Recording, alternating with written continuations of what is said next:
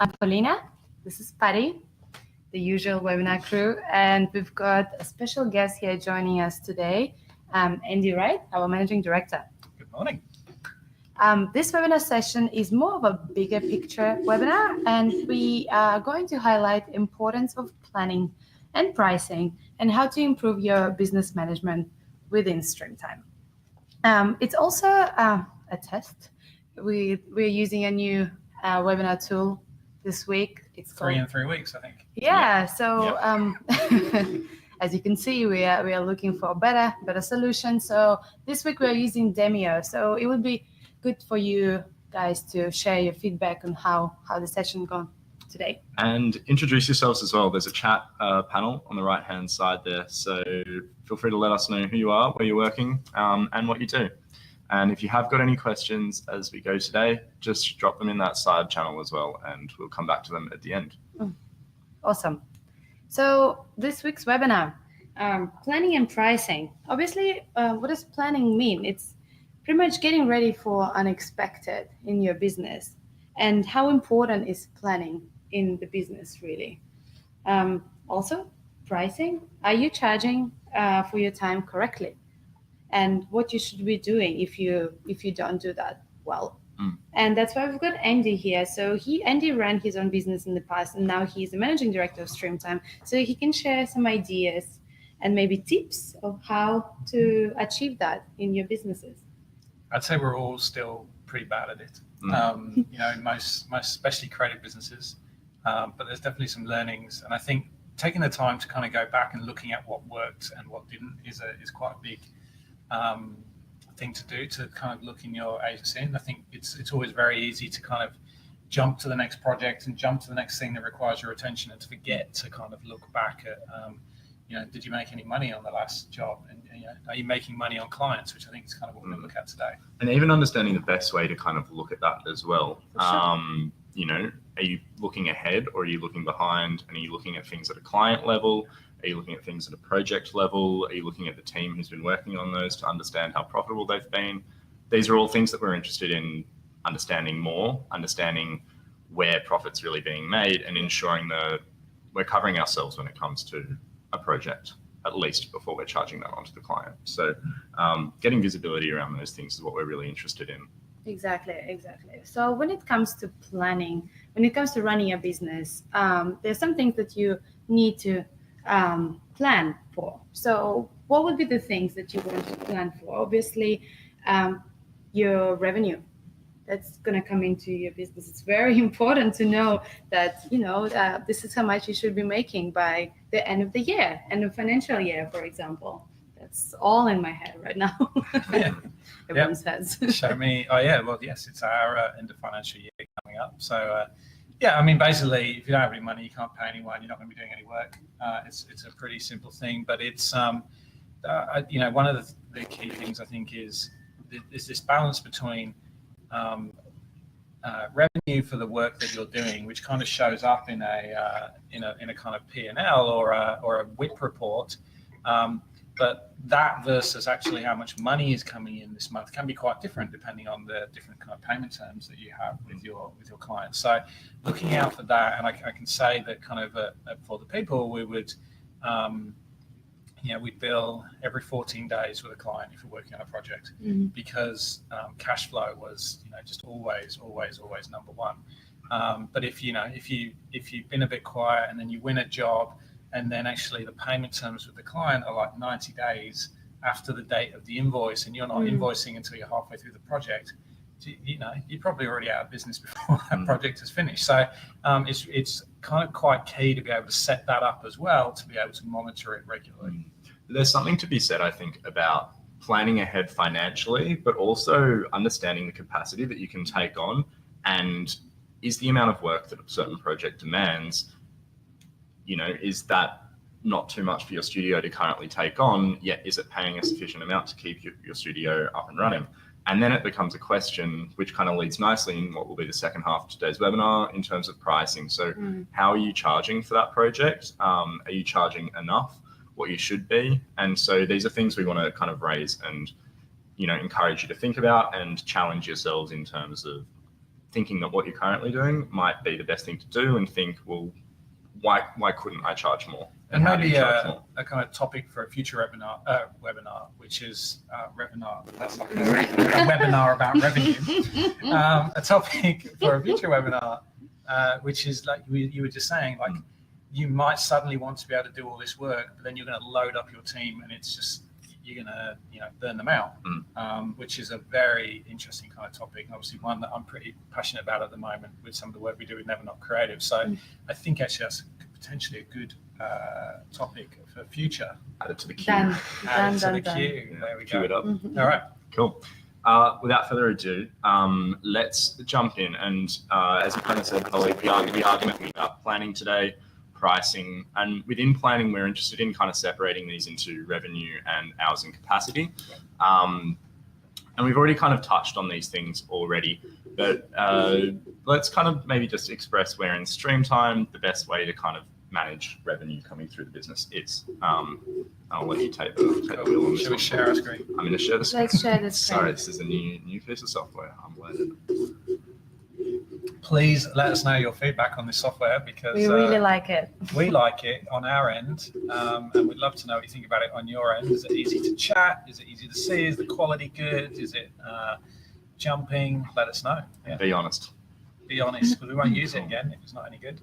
Exactly. Cool. So Right. So when it comes to the new potential revenue, it's important to know what's in your pipeline. Mhm. And to see that, you can manage your pipeline in Streamtime. As you know, me and Andy actually ran a webinar 2 weeks ago on pipeline management in Streamtime. And the area where to manage that is in your priorities. Priority, I'm very excited about this because I really love that topic. So in priorities, you can create your own board or your columns that relate to your deal stages, job stages, and how far along those jobs have been progressing. So before, obviously, quote's been approved. So this is your potential revenue. So you can do that easily in Streamtime. And when you create a new opportunity work, it's very important to add in a due date and when you think this revenue is going to come, when this job is going to be approved, and the hours, potential working hours that you're going to spend on this job as well. potential working hours is certainly important, but 100%. also understanding the value and, like you Yeah. said, the date. They're really only the three key pieces of information we need. And Yeah. a budget's a great way to track that as well. Yeah, so on this screen here, Patty's showing us my own priority board as an example. So you can move those jobs along as they progress and create to-dos for yourself as well, just to remind yourself on stuff that needs to be done for this certain job. So you can do that from priority screen without leaving this whole screen. So you can create a new to-do for yourself or for someone else in your team to follow up, for example. Love to know when these socks are ready. Been going on for weeks. I know. Need to have an Couple of weeks,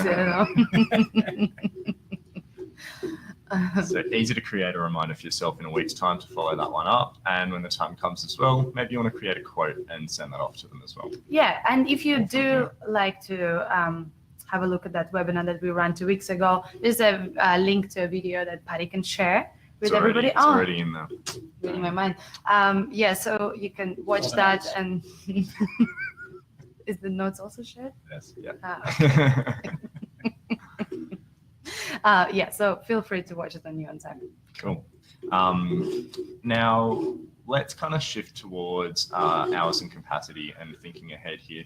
So a great way to kind of think about how much work is coming through ahead of time is, first of all, just in the jobs list. And depending on how you're setting this list up and looking at it, there are a couple of things you could do. For example, you might want to see how much work is coming through in a month's time. And a good way of doing this is looking at jobs that have more than, let's say, a month's time left. So I want to look at jobs that will still be in the studio later. And so there's a filter here called days left. So I can say days left is greater than 30. And that means these projects will still be happening in a month's time. So instantly I'll get a quick snapshot as to how many projects and maybe even how far through them we've progressed to get a quick glimpse into the amount of work that will probably be running through the studio. And, you know, if it's looking heavy, I might want to think twice about booking that job. If it's looking empty, like next month is for us, perhaps I should get that quote out and make it happen. Yeah, amazing. And if you do prefer a visual way of seeing how available your team will be and what jobs are coming up, you can go in the schedule and filter the view by the due date. So job schedule, yes, and group it by the due date. So you can see all the projects that are due to finish up by the end of the month. So you can then plan ahead and schedule more time for the team for the new projects ahead. Exactly. Really easy to see here. Cool. So have got a question for Andy. Because he's here, we thought we'd put him under the spotlight and take advantage of that. So Andy, in your time running agencies, what have been the most important lessons you've learned when it comes to planning ahead? And have you got any tips that you can share?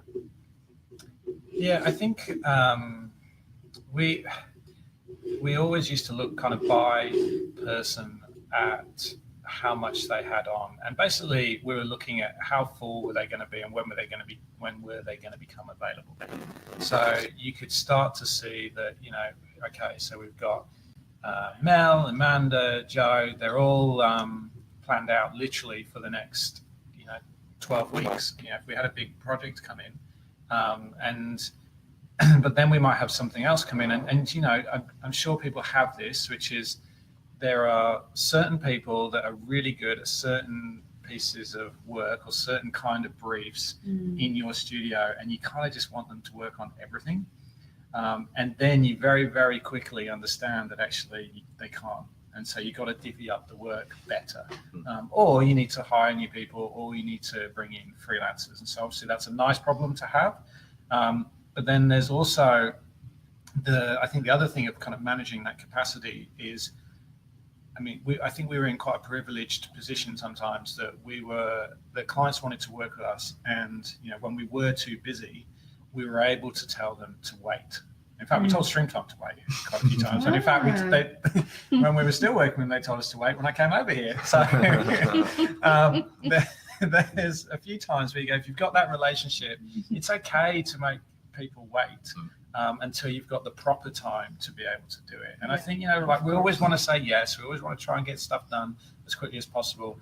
But people do use things like false deadlines, or they do say that they need it yesterday, but the reality is they didn't get it yesterday, they're not going to get it tomorrow, and they will live. The world isn't going to end. So I think managing that with your clients is quite important. And what are the dangers of taking on work that you shouldn't? You're just going to smash your people. And then, ultimately they're going to leave, they're going to be unhappy, they're going to need time off, they're going to get sick. It's not good.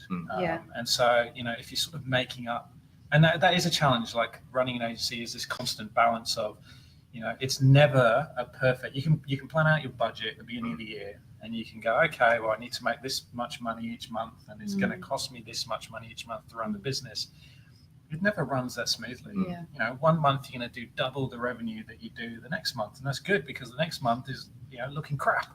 And so it's really hard to kind of manage that, but trying to kind of rotate people on teams, making sure you're not just constantly smashing your staff is a really, really big one. Be ready for unexpected, I guess, and then also look after your team at the same time. And so in terms of cash flow, what are the best ways that you would plan ahead when it comes to looking at the money coming through the business? Are there any tricks that you would have there? Yeah, so the key thing that I would always do was to, as soon as we'd won a job, so I knew the money was real, we'd plan out all the invoices immediately for that job, and when they were going to be sent and when they were due to be paid. So you could do that. You can do that obviously in Streamtime. You couldn't do that before a lot of this functionality was in. We used to do it in Xero, but actually now being able to set up a report in Streamtime to be able to kind of manage that. So you can see here that you've already, what we should say is, if you go back to your favorite reports, Paddy, because Paddy is the master of reporting, and you look at all these different types of reports down here, they're all set up to be literally one click. So I would definitely, I think we've done a webinar recently. You go back to that and look at, especially at how Paddy uses the favorites and the reports. But in this instance, here we're looking at cash flow. And I think if we can just jump to the filters on this favorite report, this is basically telling me everything that is due after the 26th of March, and that's money due or dates on the project due. This is the invoice. When is the invoice due? Great. So I can see that after 26th of March, I've basically got 299 grand in the pipeline, which is really healthy. I can look at that for this month. I could look at it for last month and see how that's varying. We can look at April cash flow, which is next month. So there's 165 grand in for next month. And obviously, so if I know that my overheads for the month are 130, I know that my profit is there for around 35, which isn't a bad margin on that. And, you know, we're starting to get into a place where I can kind of sleep at night and not worry about whether I've got enough money to pay for people. And I think you've got a report here with the profit margin on it, right? We do, yeah. It's called a JCR. JCR is, it used to be, I'm sure there's people on this webinar, which is the meeting you least look forward to going to in an agency, which is, let's have the JCR meeting. And I remember, this is a while ago, but you go back into the meetings and you printed out your massive reports, and JCR reports were like this thick of paper. Now they're not. It's mental. No paper. Now they're not. No paper. So the great thing I can see here now is that I can look at my margin for the studio at the bottom here and see it's 21%, which is fairly healthy, pretty good for our industry. Obviously, we'd always want more, but that's not bad there. And I can see also which jobs are healthily above that average, and which actually are clearly dragging it down. So that's kind of key to look at. And I think, you know, quite often, like I said before, you don't really get that time out sometimes to look back at how well you're performing. But having it here kind of all in one sort of instance is mega helpful. And just a quick snapshot into what it is we're actually looking at here. We've got used first planned dollars. So in terms of what we'd set up on the job and the work that we were hoping to get done, this is what that's looking like. And that's all at the sell rate. Now, in terms of total cost, they are all the costs incurred on the job. So that's the cost of running the team along with any expenses. Next to it, we've got total sell, and that's showing us the potential sell price of that work. Now, alongside that one, we've got invoiced, which is what the work was actually sold for. So the difference between those two is actually quite interesting. And it can tell you a lot about, you know, whether or not you're pricing or you're charging the right amount. Is there work being done that you're not charging for? You can see that immediately here. And then again, we've got the profit margin there as well. And we need an invoice to create that profit margin. But as Andy said before, ensuring that those invoices are created right at the start of the project. So, you know, upfront payments and then creating some invoices in advance so that we can get that cash flow report we were just looking at is going to help feed that profit margin too. Now, of course, that will vary as costs get added to the job, but you'll kind of constantly see that influx too. And I think that's an important point there, which is the profit margin here is based on the money coming into the agency, not the necessarily the rate of the time that you spent on it. And that because it's real. You know, that's the money that you're actually getting. And so that is a much kind of healthier way of looking at profit margin. And also being able to understand where, you know, it doesn't hurt sometimes to ask for more money. And even if things have gone over, and I can tell you something that I have done and it's probably worked maybe half the time, is after you finish a project and it's, you know, you can see that it's gone way over and you have a fairly good relationship with the client, just send them an invoice for the extra time. Yeah. They can say no, but actually they might say yes. And there's a really easy way to do that in Streamtime as well. I'm not sure if I've got a job on hand here with extra hours tracked, but if you are using the extra hours tracked, which is time that doesn't really belong to an item, you can easily create an invoice for that and then get it out to the client. Just select the time and expenses option when creating the invoice, and just remove all the other items from that one to ensure that those extra hours tracked are just sitting there, and you can tell the client how long we spend on them and how much it's going to cost them. Awesome. So this leads us to our second part of the session is on pricing. So pricing is as equally important as obviously planning when it comes to running a successful business. So determining what you're worth and charging your client for it is extremely important. So depends how you run your business, your studio, what agreements you've got with the client, what jobs are you working on. When it comes to pricing, we make it really easy in StreamTime to change, to navigate between different pricing options in StreamTime. So that's the plus. So whether you're charging depends on your team's billable hourly rates, or you've got a fixed fee for a certain thing that you charge in your studio. So it's important to know that beforehand. Also, it's important not to charge, to know what you're worth in your business as well, and not to charge your client under what you're worth. So to ensure that at any point of time that your project is being sold for what's costing you, not for what's costing you and more. So when it comes to charging a bit more, what advice would you give to the guys in here when you have to tell a client that you need to charge them a bit more for your work? Yeah, so I mean, I guess some of this stuff leads to. So I've quite clear ideas on that. Really, I don't agree with discounting for certain clients.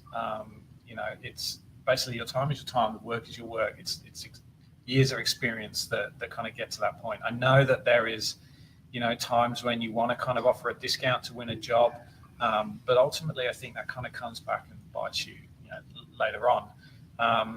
And is the job that will end up looking worse in that report. So I'm kind of keen on sort of one rate for everyone. If they can't afford you, they can't afford you. But I understand actually, and I'll tell you the thing that was most surprising, I think, when coming over to StreamTime, because obviously we can see that I had the different ways people work within StreamTime, is the number of different ways that people cost jobs. And so, they're everything from kind of fixed items to fixed rate teams to fixed rate people, to, varying levels of rates on one person. So I think basically one of the key things I think is looking at, if you do have lots of different rates for one person or one type of work, asking yourself whether you really need them. Because ultimately, and this is the problem in our industry, a lot of the time is that essentially what we think we're doing is we're selling our time. And that's how we cost these jobs. That's how we propose them and send them to clients. But actually the client doesn't give a, can we swear? Yeah. The client doesn't give a shit. And what they're buying is deliverables, right? And so they don't really care how long it took you. They don't care if it's going to take you longer a lot of the time. So I think a big part of that is being able to go, look, this is the amount of time it's going to take, being very clear, being very confident with that, and not having this kind of lots of different rates, because also it just confuses things when you kind of go back and look at, what's working and what isn't, because it's not like, if I've got you charged out at $200 an hour on one job and $150 an hour on the other job, I don't pay you $50 on one job an hour and $75 an hour on another job. So, it's just all this doing is playing around with your margins. So that's a big one on kind of, making sure that you do get the pricing right. And I think, I'm really interested in the way people use the fixed price items. And I think that actually is quite, so nicely, we almost got to that for the people at times. Where we wanted to get to was to be able to go, hey, if you're going to work with us, you have to buy work in 2-week chunks, and you have to have 3 or 4 people work on it. And so it's a fixed price for 2 weeks. And then we always knew, and then it was easy, and they knew. And if they wanted to do more work, it was going to be kind of packaged. And essentially that's how we buy a lot of other package, kind of services. So I think that's also something to kind of consider. And it's always kind of pretty healthy to take a step back and look at, could you be pricing your work in a different way? Could you be getting more value from that as well? Awesome. And in terms of having that conversation with a client that you need to charge them more, I mean, it's not so easily done. But it should be. I think, I know it's not so easily done. We hate having the conversation, but you got to have it. Yeah. And if you need to say no to a client, and people have heard me say this before, say no. If they really want to work with you, they'll come back. If what they're interested in is cut price work, then they'll go off and get cut price work, and they'll get a substandard experience from it. And so, it's so many times I've worked with clients and you say no, and they come back and say, hey, really? Well, we really want to work with you, so what can we do? And so the worst thing you can do is discount. The best thing you can do is remove scope, obviously, from the budget, from the proposal, so that at least in that case, you're not just going back and saying, oh, okay, we'll do the work for the budget that you have. Cool. We've only got a few minutes left, and it'd be good to kind of wrap this up towards the implications of planning and pricing better, I suppose, or trying to improve that and how that will work. So, Holly, maybe do you want to tell us a bit about what we can expect from, what we've learned today? So first of all, you'll get an efficiency in what's going on in your business at all time. So you will understand how busy your team is, and so you will be able to plan ahead and know that you won't be smashing your team with lots of tasks. You will be more of a team player. You understand what's going on in your studio every single time. Efficiency in numbers is another thing. So you will know exactly that what you're pricing for, and that you're pricing correctly, and you're planning according to what's coming. So if there are any unexpected costs, that you've got yourself covered. And I think you got a great example there on this page of this burn-up chart that we introduced not too long ago. And that would have been, I know when I was running projects, that would have been really, really useful. And also this kind of approach to running projects, being able to look at how things are progressing as they go, is something that the product companies, the digital agencies, and the web development agencies do very well, and they actually make much better money than a lot of creative agencies do too. And it's because they have such a tight control over understanding how they're progressing through their jobs, so that actually you're not getting to the end of the job and getting a nasty surprise, but that you're getting halfway through the job and going, you know what, you've made this, to the client, you've made this decision, this decision, this decision. It's actually changed the direction we're going in, and so we're going to need more money or more time to be able to kind of get to where you want to get to now. Awesome. Well, that was a great way to wrap up, I think. I think so. I like Antonia's way of doing work. She likes $100,000 in small bills in a brown paper bag paid under the cover of darkness. I think that is a great way to get paid. Margins are pretty good on that one, I'd imagine. Yeah. Low overheads, it's just a brown paper bag. That's good. Good one. There are no questions here as well, so that's always a good sign. But if you do feel like you should talk to us and just discuss pricing and planning in more detail, you can always talk to us online from Streamtime using that help button, or just email us on help@streamtime.net. We really hope this webinar was useful for you, and the whole experience was better than before. Yeah. So there's a quick sneaky question in here at the end. I think it's all yours, Andy. And I'll just read it out for everyone. So Carl, I think that's Carl from Marlin. Nice to see you again, Carl. So Andy, what is your view on retainer work? I have a bit of a love-hate affair with retainers. I think that they're good if you manage them well. If you don't manage them well, they're a way for a client to just heap a whole load of work into you that is very hard to track. And then once you try and then have the conversation saying how we're going to need more, you're going over, it becomes a kind of a bit of a fractious relationship, because also they feel like they've bought you. So that's on the retainer side of things. The other good thing, obviously, is that a retainer is a steady source of income, and having that in an industry which is predominantly project-based, because you're always, and I always had this, you're always 6 to 8 weeks from going out of business, which is bloody scary. So having a retainer is kind of nice from that point of view.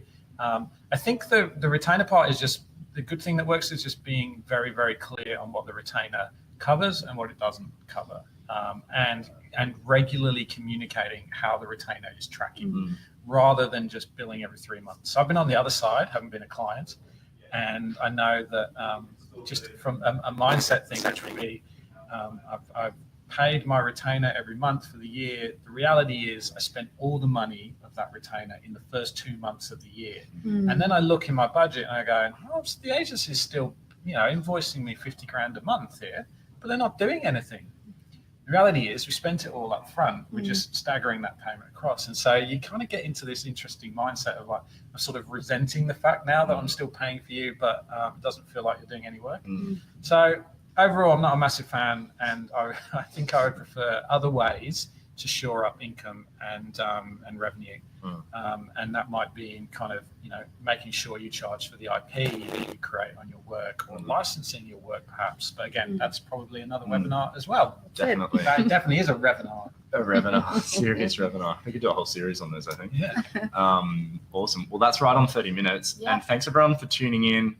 Thanks so much. Hopefully this was a good experience. It'd be great if you all who are still here just hanging out could just maybe drop a quick note in the notes to let us know if this was good or not. We'd really appreciate that. And if you've been for the last 3 weeks, which week It's the best. is the best in terms of a software experience? Let us know. Pull it. Awesome. All right. Thanks, Thanks guys. everyone for tuning in. Thank you. We'll chat to you soon.